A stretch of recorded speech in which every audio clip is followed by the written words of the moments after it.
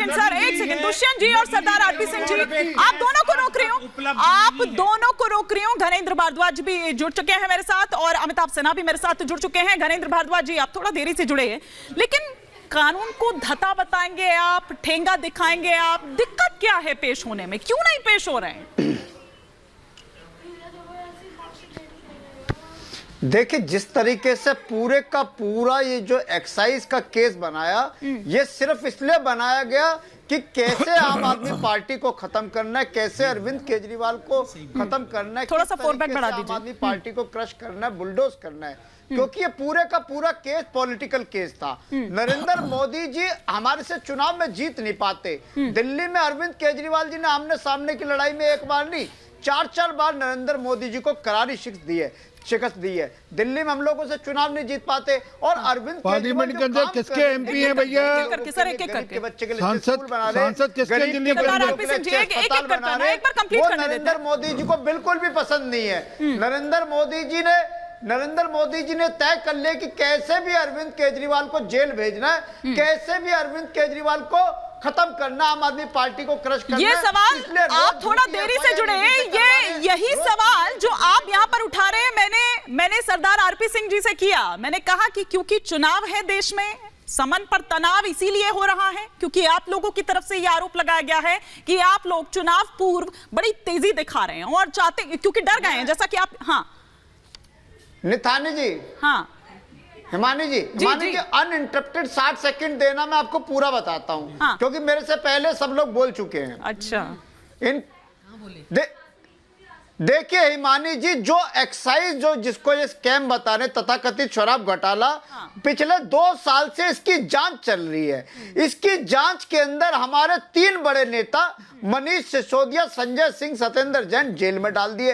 500 से ज्यादा जगह रेड हुई है। मनीष जी का घर, दफ्तर, पुश्तैनी घर सब खंगाल लिया, लेकिन आज तक सीबीआई और ईडी को 1 रुपए की रिकवरी नहीं। इससे पहले कहीं पे भी घोटाला होता है, कुछ तो मिलेगा, कैश मिलेगा, ज्वेलरी मिलेगी, जमीन के कागज मिलेंगे, कुछ तो मिलेगा। अभी तक कुछ नहीं मिला, सिवाय सिर्फ एक झूठी कहानी लिखी है, उसी को बार बार ईडी और सीबीआई उसी को लेके आगे बढ़ रही है। और जो अरविंद केजरीवाल जी का मामला है, क्योंकि लोकसभा के चुनाव आ रहे हैं, अरविंद केजरीवाल जी इंडिया अलायंस के बड़े नेता हैं। इनको लग रहा है कि अरविंद केजरीवाल जी अगर देश भर में प्रचार करेंगे तो भारतीय जनता पार्टी को नुकसान होगा, इसलिए अरविंद केजरीवाल को जेल में डालना चाहते हैं। सुनिए, ये आप कैसे तय करेंगे? आज देखिए कोर्ट ने भी क्या कहा। भाई, आप बार बार पूछ रहे हैं कि आप गवाह बतौर बुलाना चाह रहे हैं, आप आरोपी बतौर बुलाना चाह रहे हैं, तो जब तक आप जाएंगे नहीं तब तक पता कैसे चलेगा आपको? यही बात आज कोर्ट ने भी रखी। तो यही सवाल मेरा यहाँ, मैं ममता जी, हिमानी जी, कोई भी एजेंसी अगर सम्मन करती है तो उस पर लिखा हो कि आपको एज ए विटनेस बुलाया जा रहा है, आपको एज ए एक्यूज बुलाया जा रहा है, आपको एज ए को एक्यूज बुलाया जा रहा है, एज ए पार्टी कन्वीनर बुलाया जा रहा है, एज ए चीफ मिनिस्टर बुलाया जा रहा है, लेकिन उसमें कुछ नहीं लिखा हो। और अरविंद केजरीवाल ने पहला नोटिस मिलने के बाद यही सवाल करा था। ईडी ने 9 नोटिस भेज दिए, लेकिन अरविंद केजरीवाल की चिट्ठी का जवाब आज तक नहीं भेजा। और ईडी के इलीगल नोटिस का लीगल जवाब भेज रहे हैं। और आज भी ऑनरेबल हाई कोर्ट ने ईडी से जवाब वकील भी बैठे हुए हैं इस पैनल पर, ईडी के 9 समन इलीगल थे। घनेंद्र जी, वरिष्ठ वकील भी बैठे हुए हैं यहाँ पर। अमिताभ सिन्हा से मैं थोड़ा सा समझना चाहूंगा। एक-एक कर, अभी देखिए ममता जी का भी एक भी कमेंट नहीं हुआ है, एक-एक कर चलते हैं। लेकिन अमिताभ सिन्हा जी कैसे इसको देखे? क्योंकि देखिए, यही प्रेस कॉन्फ्रेंस कर अभी एक दिन पहले आतिशी सिंह ने सवाल उठाए। उन्होंने कहा कि भैया देखिए, ईडी कब से प्रेस रिलीज जारी करने लग गई? ईडी वो तमाम बातें कोर्ट में बताए ना, वो ये बातें प्रेस रिलीज मतलब उसमें क्यों जारी किया जा रहा है? भैया वो कब से? ये तो राजनीतिक दल जारी करते हैं। मैं थोड़ा सा आपसे समझना चाहती हूं, एक तो ये बात प्रेस रिलीज, क्योंकि प्रेस रिलीज और सीबीआई ने जिस तरह से कोर्ट में कहा है, वो बयान दिया है कि एक कोई हाई प्रोफाइल और है जो गिरफ्तारियां हो सकती है। बड़ी हलचल आ गई है इस मामले में। प्लस जो बात यहां पर घनेंद्र जी कह रहे हैं, उसे लेकर आरोपी और गवाह। हिमानी जी धन्यवाद। सबसे पहली चीज मैं इसके जो इसके कानूनी पहलू पे मैं थोड़ा सा संक्षिप्त अपनी विचार दूंगा। एक तो सबसे पहले जो आज हाईकोर्ट में जो घटनाएं घटी, अब ये इसके पहले एक दिन हुआ था जब इनको डिस्ट्रिक्ट कोर्ट में केजरीवाल जी को जाना पड़ा था, क्योंकि डिस्ट्रिक्ट कोर्ट ने जब सम्मन उनको भेजा था to appear before the court, not before the ED के सामने नहीं, वहां भी वो नहीं जा रहे थे। तो कोर्ट ने ये बहुत ही उसके ऊपर में कड़ा संज्ञान लिया और उनको एक बेलेबल वारंट इशू किया कि आप यहाँ आइए और बताइए कि आप यहाँ पर क्यों नहीं अपनी अपीयरेंस दे रहे हैं, पर्सनल अपीयरेंस से छूट आपको क्यों मिले। तो उसके दबाव में अरविंद केजरीवाल जी वहाँ आए और उनको एक, चूंकि वो बेलेबल वारंट था, उनको बेल मिल गया। अब उसके बाद मैंने देखा मीडिया में कि ये ईडी के खिलाफ में उनको बेल मिल गई है, ऐसा प्रचारित हो रहा था। तो मुझे थोड़ी हंसी भी आई, क्योंकि वो तो उस बेलेबल वारंट के एवज में उनको बेल मिली थी। अब दूसरी बात जो बहुत ही सावधानी से समझने की है, उन्होंने सम्मन्स को अवैध घोषित करके कोर्ट में रिट डाला। रिट में अभिषेक मनु संघवी हमारे कलीग भी हैं, लर्नेड कलीग, उन्होंने उसको अपीयरेंस में कहा कि इसकी लीगैलिटी जो है वो गलत है, मतलब वो है ही नहीं, अवैध है ये सारे सम्मन, और इसीलिए इसको कोर्ट क्वैश करे। ये 226 में रिट फाइल किया, एंटीसिपेटरी बेल। अब देखिए इसमें एक बहुत ही शातिराना तरीके से एंटीसिपेटरी बेल यदि फाइल करते तो उसमें सीधा केस या तो रिजेक्ट या एक्सेप्ट होता। तो इन्होंने रिट किया, और रिट में देखिए वो कह रहे हैं एक और कि ये तो अवैध है, ये इलीगल है, लेकिन साथ में जब कोर्ट ने कहा कि आपको पेशी से क्या दिक्कत है यहाँ हाईकोर्ट में आज, तो अभिषेक मनु सिंघवी जो हैं उन्होंने केजरीवाल के बिहाफ से बयान दिया कि उन्हें इसमें आपत्ति नहीं है, उनको कोई दिक्कत नहीं पर है। वो ये एश्योरेंस दें कि गिरफ्तारी नहीं होगी। मैं वही कर रहा हूँ। हाँ। उन्होंने कहा कि हम अपीयर हो जाएंगे, लेकिन हमको प्रोटेक्शन फ्रॉम अरेस्ट हो जाए, मुझे गिरफ्तारी नहीं हो। देखिए उन्होंने अपने रिट को ही कंट्राडिक्ट कर दिया।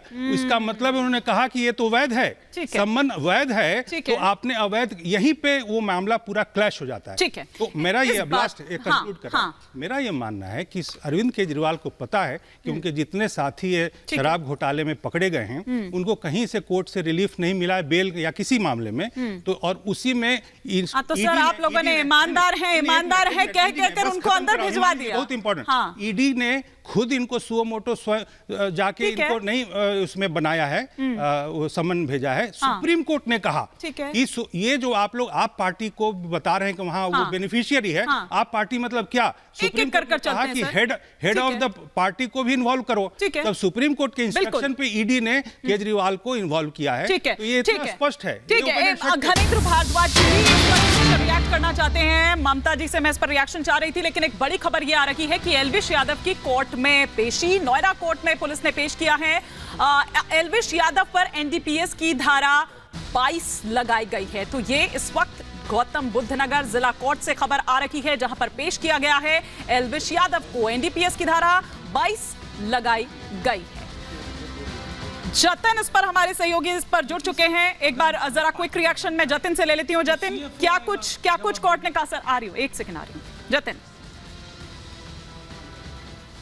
आज बिल्कुल देखिए, आज एलविश यादव को कोर्ट में पेश किया गया है। दरअसल पुलिस ने जब एलविश यादव को गिरफ्तार किया था तो एलविश यादव पर एनडीपीएस एक्ट लगाया था। उस एक्ट के अंदर तमाम धाराएं थी, जिसमें से एक धारा एनडीपीएस 20 लगाया गया था। लेकिन अब जब आज एलविश यादव को पेश किया गया, दरअसल पुलिस का मकसद ये था कि जो टाइपिंग एरर किया गया था एफआईआर पे, उसको कहीं ना कहीं करेक्ट किया जाए। एनडीपीएस 20 की जगह एनडीपीएस 22 करना था। लेकिन एक अनुच्छेद है जिसके अंदर ये साफ तौर पर बोला जाता है कि अगर आप एफआईआर के अंदर कोई भी चेंजेस लाते हैं तो आपको एक्यूज जो इस मामले में है उसको भी कोर्ट पे पेश करना होगा। और यही कारण था कि आज कड़ी सुरक्षा के बीच में एलविश यादव को सूरजपुर कोर्ट पुलिस लेकर पहुंची थी, जहां पर एलविश यादव के सामने जो एनडीपीएस एक्ट के चलते मुकदमा दर्ज किया गया था उसके सेक्शंस पे बदलाव किए गए हैं। अब एलविश यादव पर जो मुकदमा चलेगा वो एनडीपीएस का जो 22 सेक्शन है उसके चलते मुकदमा जो है वो आगे चलेगा। और यही करेक्शन करने के लिए आज एलविश यादव को कड़ी सुरक्षा के बीच में जो पुलिस बल है वो लेकर पहुंचे थे। लेकिन जिस समय एलविश यादव को कोर्ट में लेकर पुलिस पहुंची थी, उससे कुछ देर पहले जो 2 लोग गिरफ्तार किए गए थे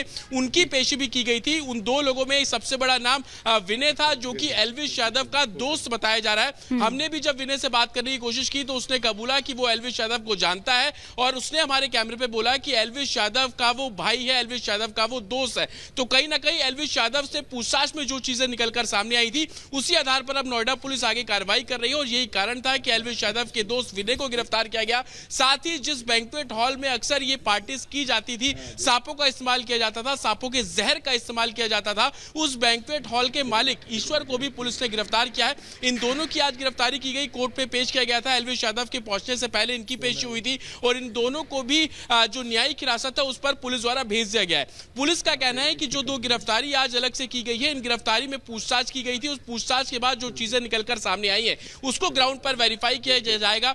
ईश्वर का जो बैंक्वेट हॉल है वो गुरुग्राम के सेक्टर 51 में है, 51 सेक्टर में है, वहां पर नोएडा पुलिस पहुंचेगी और जिस तरीके से चीजें सामने आ रही हैं कि उसी बैंक्वेट हॉल में पार्टी जो है वो की गई थी और सांपों के जहर को भी उसी बैंक्वेट हॉल में ही निकाला जाता था। तो तमाम ऐसी चीजें जिसको लेकर अब पुलिस इस पूरे मामले में एक डिटेल रिमांड नोट तैयार कर रही है। आपको बता दें कि एल्विश यादव की गिरफ्तारी के बाद से लगातार पुलिस ये कोशिश में है कि सबूतों को जुटाया जा सके ताकि कोर्ट में जब ये ट्रायल शुरू होगा तो एक पुख्ता सबूत के तौर पर एक जो पुलिस है वो अपने केस को स्ट्रांग करती हुई नजर आएगी। लेकिन आज एल्विश यादव की तो पेशी की ही गई, साथ ही जो दो लोग गिरफ्तार किए गए उनकी भी पेशी इस पूरे मामले में की गई है। आपको बता दें कि एल्विश यादव की तरफ से कोशिश ये है कि जल्दी से जल्दी जो बेल एप्लीकेशन है वो मूव की जा सके, लेकिन सूरजपुर कोर्ट में वकीलों की हड़ताल है जिस कारण से ये सब नहीं हो पा रहा है। लेकिन आज एल्विश यादव कड़ी सुरक्षा के बीच कोर्ट पे पहुंचा था और वहां पर जो एफआईआर में करेक्शंस थी एल्विश यादव के सामने की गई, बकायदा उसको एनडीपीएस के सेक्शन 22 के बारे में जानकारी दी गई, जिसके बाद अब एल्विश यादव को दोबारा से लुक्सर जेल भेजा जा रहा है। जी, अब आगे क्या रह सकता है जतिन इसमें? जी बिल्कुल, देखिए अब आगे ये होगा कि पुलिस जो भी इन्वेस्टिगेशन में चीजें निकलकर सामने आ रही हैं उसको ग्राउंड पर कहीं ना कहीं एप्लीकेबल करने की कोशिश है। पुलिस कोई भी कोताही नहीं चाहती, क्योंकि रविवार को जब एल्विश यादव की गिरफ्तारी की गई थी तब हम खुद देख रहे थे कि किस तरीके से कमिश्नर नोएडा लगातार डीसीपी के टच में थी, जिनके नेतृत्व में ये गिरफ्तारी की गई थी ताकि कोई भी लूपहोल कोर्ट के अंदर ना हो। जिस तरीके से एल्विश यादव ने कुछ चीजें कबूल की, वो क्या कुछ कबूल किया उसको लेकर तुरंत नोएडा की जो पुलिस है उन्होंने 2 लोगों की और गिरफ्तारी कर ली। तो ये बात तो बिल्कुल साफ है कि विनय जो कि दोस्त है और ईश्वर जो कि बैंक्वेट हॉल चलाता है, दोनों एक दूसरे को बहुत पहले से जानते थे और अमूमन उस बैंक्वेट हॉल के अंदर जो पार्टी होती थी उसमें विलुप्त प्रजाति के जो सांप थे उनका इस्तेमाल किया जाता था। फिलहाल आप नजर बनाए रखें जतिन, बहुत शुक्रिया इस तमाम जानकारी के लिए आपका। वापस